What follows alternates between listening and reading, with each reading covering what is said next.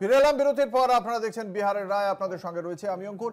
যে আলোচনায় আমরা ছিলাম সেখানে এই বিশ্লেষণটাই উঠে আসছিল, যেখানে বলা হচ্ছে যে ভারতীয় জনতা পার্টি কংগ্রেসকে, এই যে অসমে হিমন্ত বিশ্ব শর্মাকে নিয়ে নিয়েছে বিভিন্ন রাজ্যেই ভারতীয় জনতা পার্টির, সেটাই একটা স্ট্র্যাটেজি। আমি সেই স্ট্র্যাটেজির ব্যাখ্যা শুনতে চাইবো জয়ন্তদার কাছ থেকে। জয়ন্তদা, এই অভিযোগ বা এই ব্যাখ্যাকে আপনি কিভাবে দেখেন? না, এটা রণকৌশল, এটা রণকৌশল। আজকে যদি কংগ্রেসে একটা সময় অন্য দল থেকে লোকে কংগ্রেসে যোগ দিত, এবং আমাদের তো নির্বাচনের আগে কংগ্রেসের প্রেস কনফারেন্স হতো যে আজকে একটা কোনো বড় হস্তি কাंग्रेस पार्टी में आईसीसी में ज्वाइन कर रहा है, आप लोग आइए।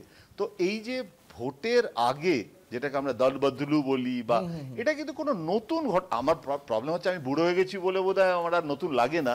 তার কারণটা হচ্ছে যে এটা তো অতীত কেসি পান থেকে শুরু করে কুমার মঙ্গলম কমিউনিস্ট কারা, গীতা মুখার্জি, বিশ্বনাথ মুখার্জি ফ্যামিলি, সিপিআই করা, তাকে কুমার মঙ্গলমকে পাওয়ার মিনিস্টার করেছিল বাজপেয়ী।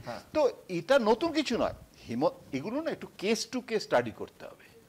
হিমন্তকে নেওয়া, শুভেন্দু অধিকারীকে নেওয়া, স্ট্র্যাটেজিটা এক হতে পারে, কিন্তু আমাদের যেরকম জার্নালিস্টরা কেউ সফল হয়, কেউ সফল হয় না, কেউ অনেক ওপরে উঠে যায়, অনেকে অনেক ওপরে উঠতে পারে না। সুতরাং ইন্ডিভিজুয়াল যোগ্যতাটা তো একটা ব্যাপার, তাই না? হিমন্ত সাকসেসফুল হয়েছে। হিমন্ত শুধু এখন অসমের মুখ্যমন্ত্রী নয়, হিমন্ত এখন গোটা নর্থ ইস্টের ভার্চুয়ালি ইনচার্জ।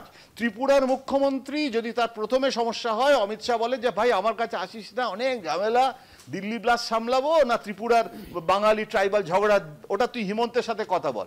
ও হিমন্তের কাছে আগে আসে ত্রিপুরা থেকে অসমে, তারপরে বললে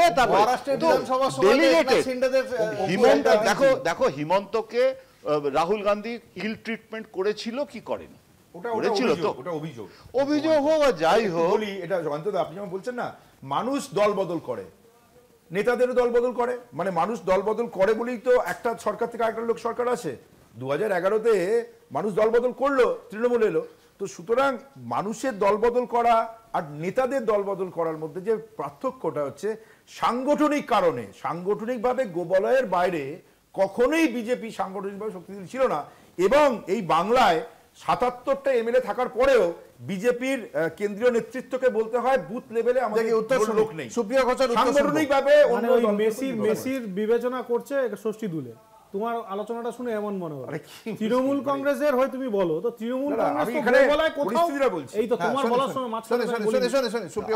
সময় বিহার নিয়ে হচ্ছে, যেহেতু উঠছে কথাগুলো, গোবলয়তে কোনো জায়গাতে, গোয়া হোক, ত্রিপুরা হোক, অসম হোক, কোন জায়গাতেই তো নোটার থেকে বেশি ভোট তো মমতা বন্দ্যোপাধ্যায় নেতৃত্বাধীন তৃণমূল সরকার। সাংগঠনিক ভাবেই তো বলছি, তৃণমূলের পার্টি অফিস নাকি ভাঙচুর হয়েছে, পতাকা তুলতে কুণাল ঘোষকে যেতে হচ্ছে কলকাতা থেকে। তোমাদের তাহলে ত্রিপুরাতে কি সাংগঠনিক দক্ষতা দাদা?